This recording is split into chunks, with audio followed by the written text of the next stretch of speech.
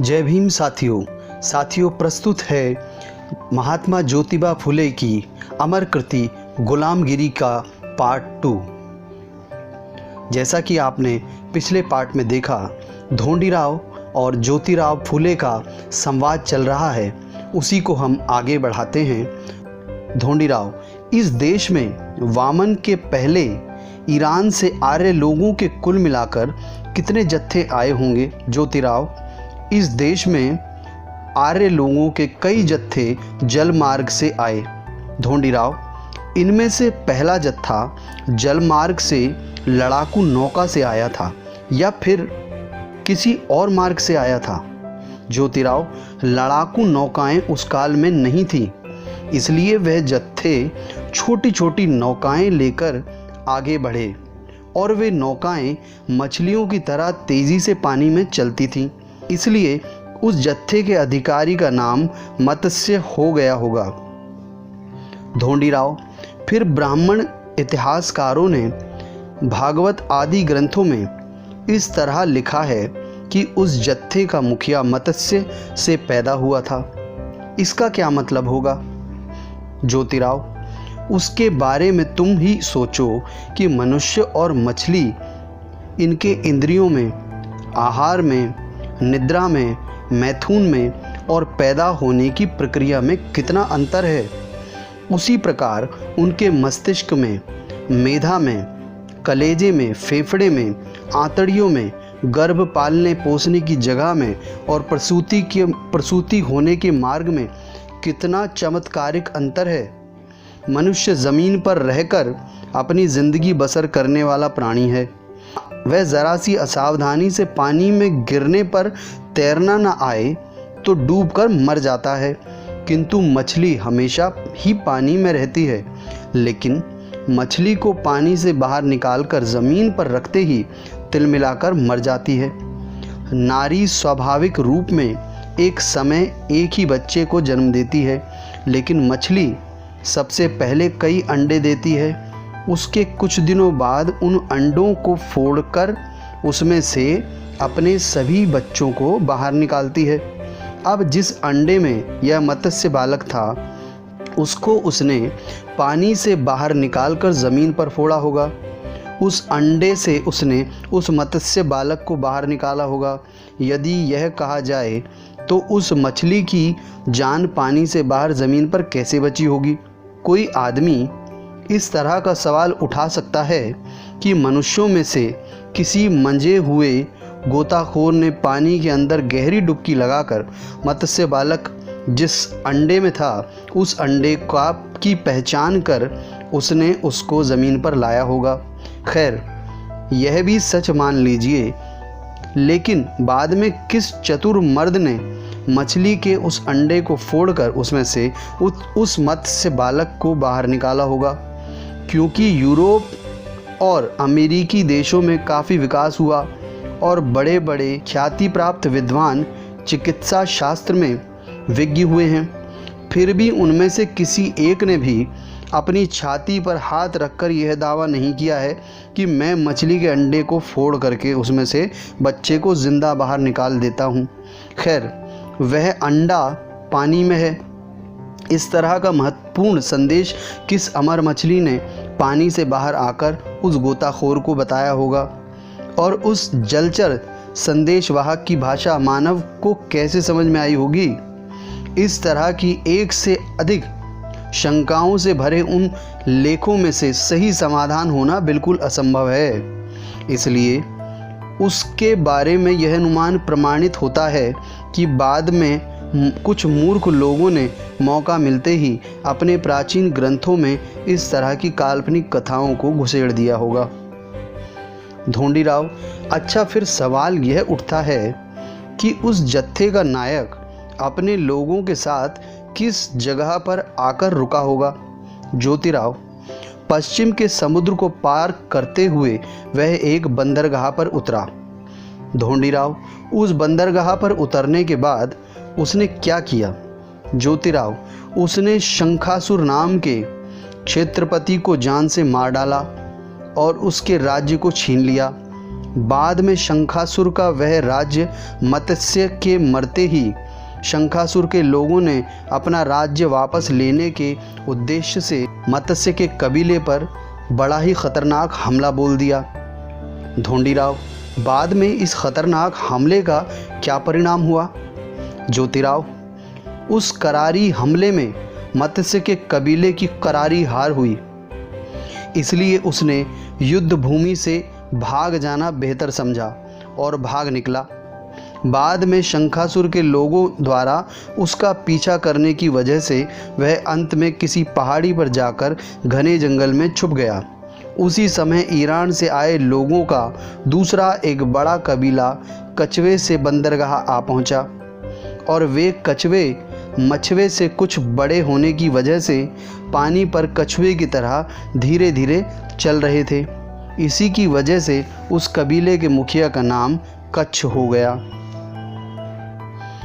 ढोंडीराव, मछली और कछुआ, इन सभी बातों में तुलना करने पर कुछ बातों में निश्चित रूप से फ़र्क दिखाई पड़ता है, लेकिन कुछ बातों में जैसे पानी में रहना, अंडे देना, उन्हें फोड़ना आदि में उनमें समानता भी दिखाई देती है।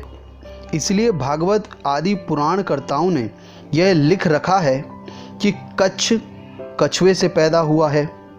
इसके बारे में भी सोचने पर परिणाम मत्स्य जैसा ही होगा और अपना सारा समय व्यर्थ में खर्च होगा, ऐसा मुझे लगता है। इसलिए मैं आपसे आगे की बात पूछना चाहता हूँ कि कच्छ ने बंदरगाह पर उतरने के बाद क्या किया? ज्योतिराव, सबसे पहले उस बंदरगाह की जिस पहाड़ी पर मत्स्यों का कबीला मुसीबत में पड़ गया था, वहाँ के मूल क्षेत्रवासी लोगों को भगाकर उसने अपने लोगों को मुक्त किया और वह स्वयं उस क्षेत्र का भूदेव यानी भूपति बन गया। ढोंडीराव, फिर जिसको कच्छ ने खदेड़ा था वे क्षत्रिय लोग किस ओर चले गए?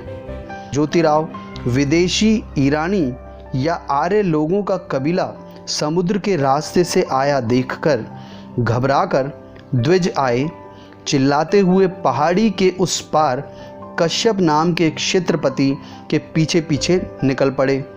कच्छ ने उनको इस तरह पीछे पीछे जाते हुए देखकर अपने साथ कुछ फौज लेकर उस पहाड़ी के एक छोर से नीचे उतरा।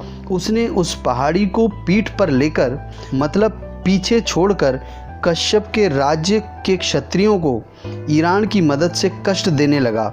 बाद में कश्यप ने उस पहाड़ी को कच्छ से वापस लेने के इरादे से जंग की तैयारी की, लेकिन कच्छ ने अपनी मृत्यु तक उस पहाड़ी को उस क्षेत्रपति के हाथ नहीं लगने दिया और अपनी युद्ध भूमि छोड़कर एक कदम भी पीछे नहीं हटा।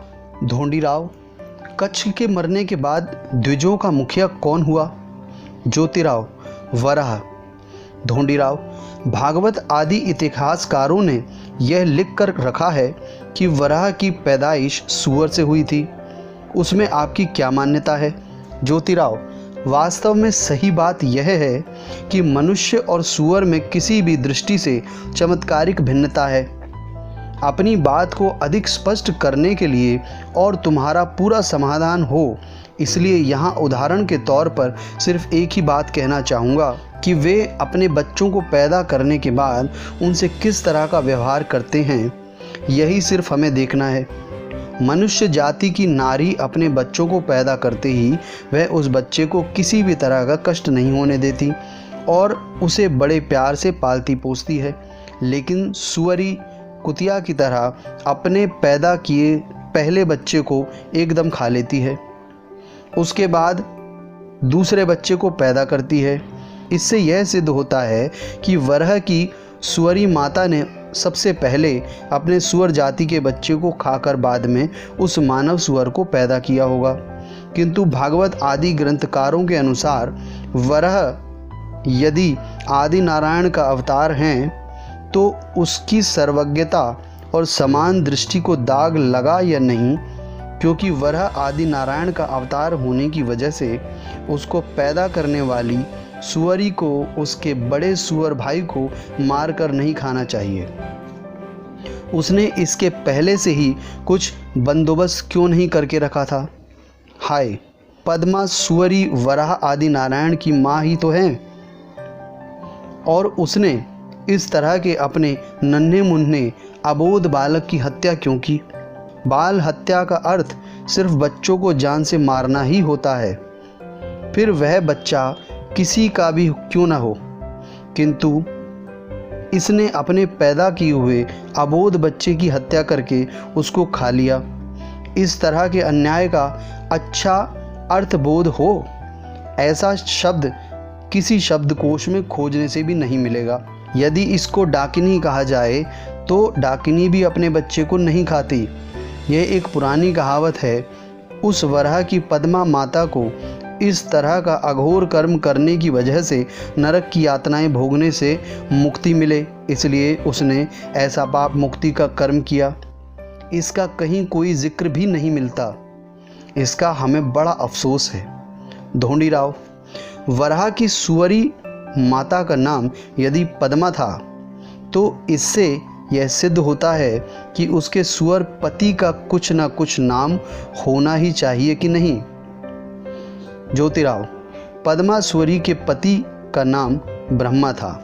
ढोंडीराव, इससे यही समझ में आ रहा है कि प्राचीन काल में जानवर मनुष्यों की तरह आपस में एक दूसरे को ब्रह्म, नारद और मनु इस तरह के नाम देते थे।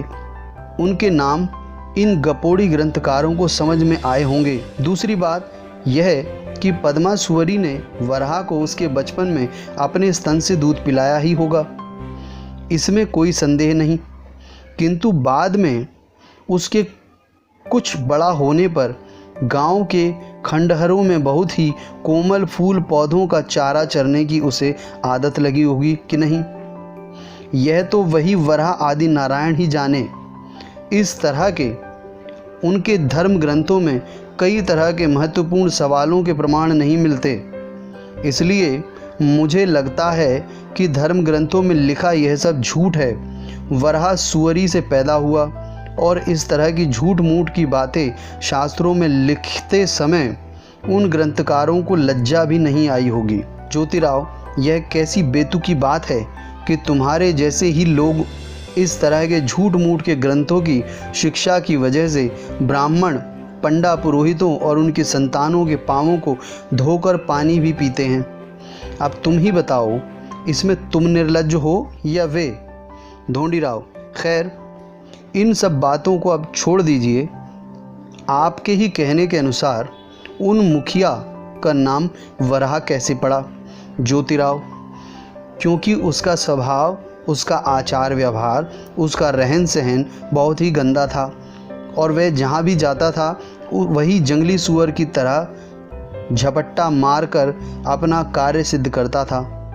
इसी की वजह से महाप्रतापी हिरण्यगर्भ और हिरण्यकश्यप नाम के जो दो क्षत्रिय थे, उन्होंने उसका नाम अपनी निषेध की भावना व्यक्त करने के लिए सुअर अर्थात वराह रखा। इससे वह और बौखला गया होगा और उसने अपने मन में उनके प्रतिशोध की भावना रखते हुए उनके प्रदेशों पर बार बार हमला करके वहाँ के सभी क्षेत्रवासियों को तकलीफ़ें दे करके अंत में उसने एक युद्ध में हिरण्यगर्भ को मार डाला। इसका परिणाम यह हुआ कि देश के सभी क्षेत्रपतियों में घबराहट पैदा हो गई और वे कुछ लड़खड़ाने लगे और इसी समय वराह मर गया।